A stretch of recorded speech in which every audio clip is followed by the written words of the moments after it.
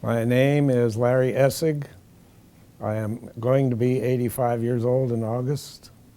I was, and my date of birth is August 4th, 1926. Okay. Where were you born? I was born in Cincinnati, but my family lived in Newport at the time. But my mother went to the hospital to have me and my brother. All of our sisters, there were 5 in number, were born at home. But we were both breeches, and the doctor didn't want to deliver her at home. So I was born at Bethesda Hospital. So tell me a little bit about your childhood.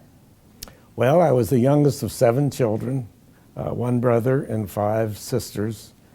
Grew up in a very close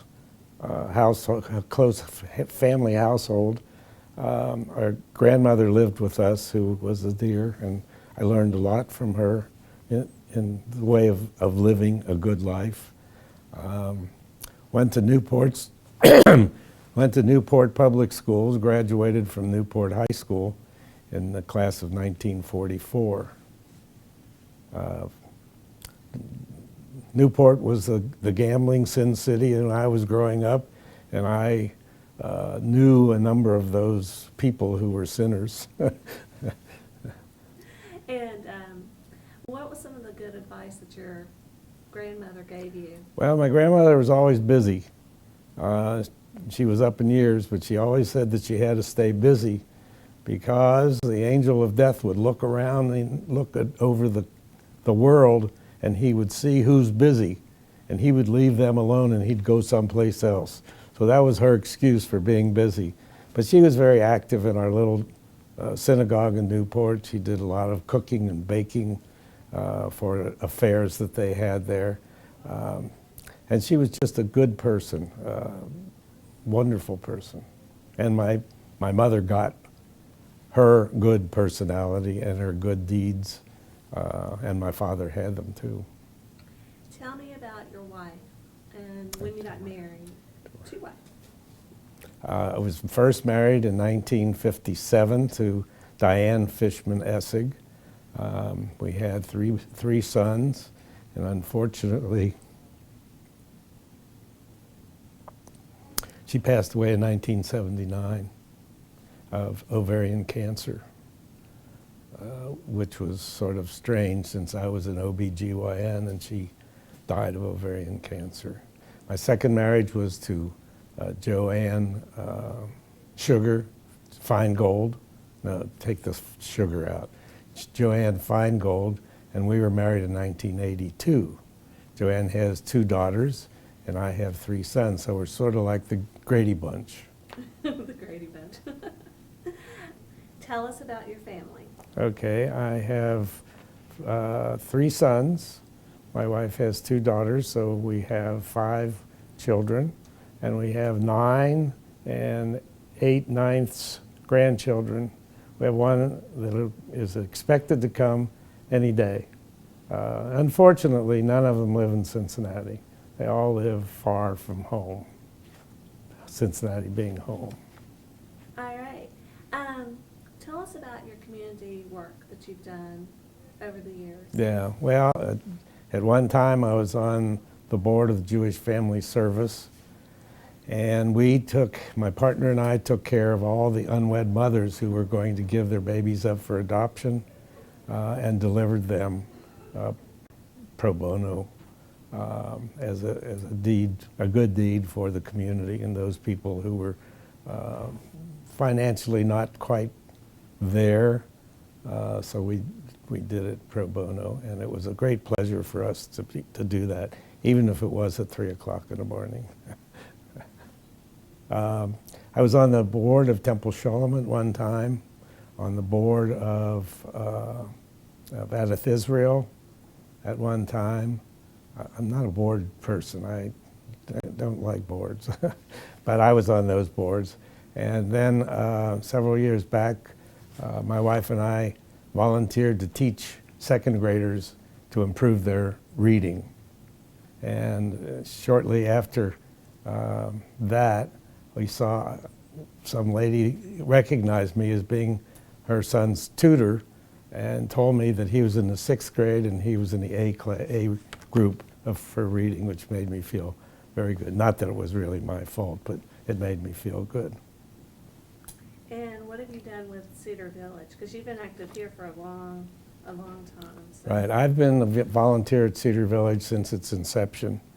I originally came to visit with the residents, particularly those Russians who had trouble communicating with their caregivers. And so I would speak Yiddish with them because I don't speak Russian.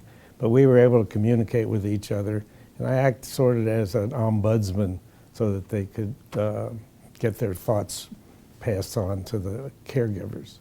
And then I brought Yiddish movies and showed them to the people that understood Yiddish.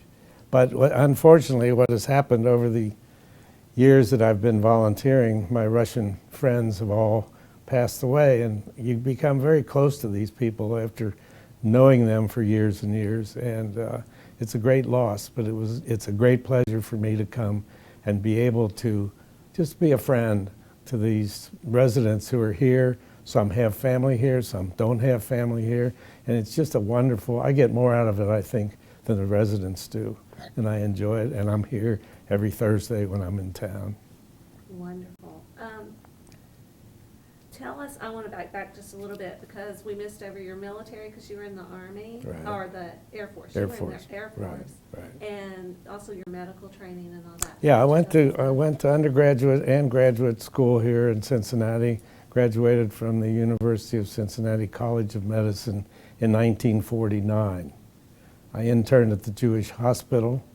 Then I went into residency at the University of Colorado in Denver, took my specialty training there, and then the Air Force wanted me, so I spent 2 years in the Air Force, and I was the chief of the OBGYN section at Keesler Air Force Base in Biloxi, Mississippi.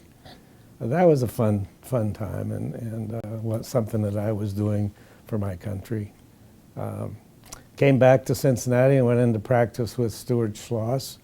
And we were together for 17 years until he decided to retire. 6 months after that, my nephew, Marv Euclid, came to join me, and we had a wonderful relationship. Then another nephew, Sheldon Pelkowitz, who unfortunately died at a very young age, also came to join. And then David Schwartz joined us, but that was just about the time that I was thinking of retiring. Okay. What advice would you give others about living their life or serving others? Well, the first thing I would say is that it's very important to be busy. You got to do something, whether it's for yourself or for others. But of course, doing for others is a mitzvah. I think that's the secret to success in retirement. Now, if you're busy working in a younger age, you still can find time to do things for others, although you don't have as much time as you do when you're in retirement. That's the best advice I can give. Just stay busy and think about others and try to do what you can to help other people. And tell me what accomplishment you're most proud of. I think the accomplishment that I'm most proud of is having my second bar mitzvah, which will be 2 years ago in August. It was a wonderful experience. I did it first for myself, and I did it for my children and my grandchildren to show how I feel about my religion and hope that that will wear off, and it has already. I know my youngest son is president of the Jewish Community Center in Salt Lake City and very active in the synagogue. My other sons are also active in their synagogues and their JCCs. So that's a good thing. And let's see. Tell me about your hobbies and what you like to do in your spare time. Well, right now I go to the gym 3 days a week and work out. It keeps me in shape. I'm going to keep doing that as long as I can. In the past, I was a woodworker. I still have the shop. but I was doing a lot of woodworking, which I enjoyed very much, until my hips started bothering me, and it was difficult for me to stand for any length of time. So I gave it up, and unfortunately, I haven't gone back to it. But I still have the urge, and I might do it again. I did photography when I was younger, had a dark room, and that was enjoyable.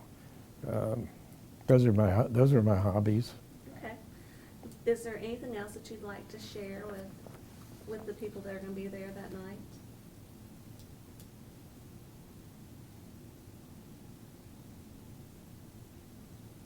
I don't think so. I think that sort of, in a nutshell, tells something about Larry Essig.